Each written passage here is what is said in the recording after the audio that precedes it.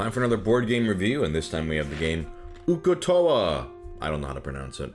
This was sent to me by Darrington Press, and is designed by Jeb Havens. OTOA is a tactical game of semi-cooperative card play, where factions of sailors vie to be the last claimed by the raging sea leviathan OTOA.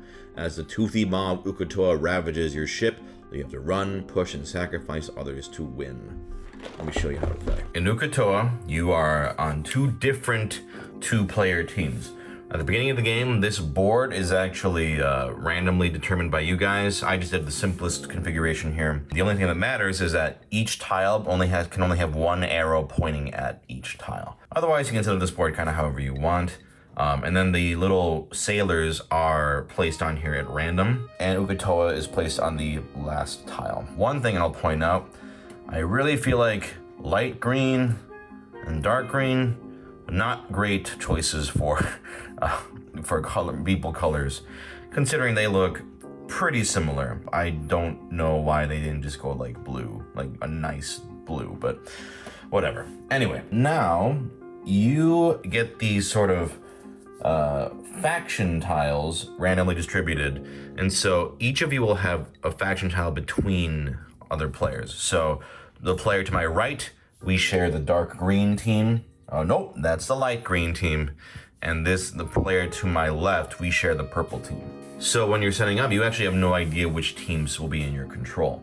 Now, to win the game, these sailors will start getting eaten and destroyed during the game. And then you win if there are only two colors of sailors remaining on the ship and both of them are controlled by you. Or if there's only a single color of sailor remaining on the ship. So let's go through how this game works. At the beginning of the game, you each get two of the action cards in your hand. And then at the start of each player's turn, they may choose to advance OTOA one space around the ship.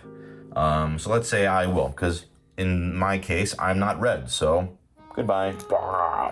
The red sailor is eaten. You don't have to move OTOA, but if it's advantageous, you might as well. Then I draw two cards from the draw pile. Then you may play actions. If you play a single card, you do what's on the card. We'll go through all these in a second, but it's like Unleash a Tentacle or Advance OTOA. That's a simple one, you just move them. If you play a single card, you immediately go to the discard phase after that. However, if you play a duplicate of cards, two of the same card, then you can do more than one action. So like if I play Unleash a Tentacle, these are not the same card. They have to have the exact same number.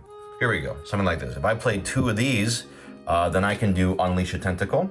Then I can play another card after that, or another set of duplicates. So if I had, let's say, theoretically, two sets of duplicates where I played one, and I play another set, then I can do basically three actions in one turn. Then, after you do your actions, if you have more than 5 cards, you must discard as many cards of your choice until you have only 5 in your hand. If you have 5 or less, you just skip this phase. Once you do that, your turn is done. Now, like I said before, the game ends as soon as one of two conditions are met. If there is only a single color of sailor remaining on the ship, so let's say there's only purple sailors left, then me and my neighbor on this side will win. Or if there's only purple and light green, then I win only. So let's go through the cards. First off, it's pretty simple. Advance OTOA. Depending on how many, you just move OTOA. So one OTOA card would eat this guy. Unleash a Tentacle lets you lash out against sailors in a direction. In this case, 2 spaces. So OTOA could go like and kill these two, or they could have killed these two or these two. The Run card lets you take a sailor that you control and move that sailor up to 3 spaces. Each space you move in must be empty, but it doesn't have to be a straight line. So if I was purple player, I could be like, okay, I'm gonna run. I'm gonna go like here, like that.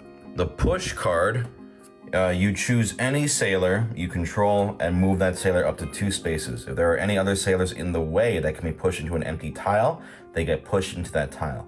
You must stop if there is no more room to push. So, for example, the only rules for pushing is you can't push anyone off the ship or into OTOA. But if I was red player, I could push this guy.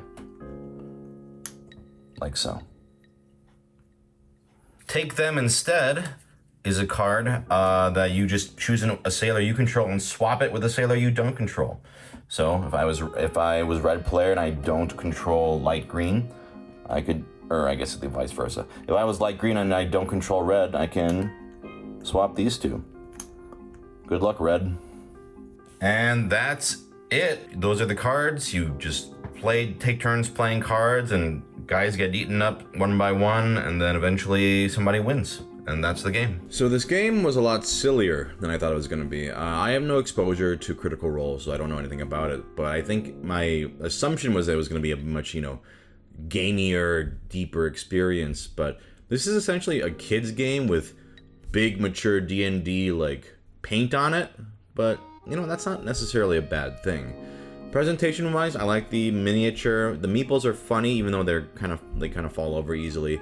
But I didn't show them up close, but they have like a panicked design. It's kind of funny. The setup can be slightly tedious, making sure, okay, each tile points in the right direction. Like, I appreciate you can change up the ship layout however you'd like, but I don't know if the game has that, like, legs enough where I'm going to be playing that many, or I would play that many times. So I feel like almost like just different boards would have been better, but I don't know, the customization is okay. But yeah, overall the game is very simple. I don't really know how well the whole, you control two factions angle works, because a lot of what happens during this game can be very arbitrary. It felt like they were trying to make this game feel very strategic, and make sure you utilize the two factions, but it's just kind of a silly kids game. So I think the angle muddies it up, because all this game is about is just kind of dicking over your friends, gobbling up sailors, pushing them in the way, switching them around. It's just fun, silly card play.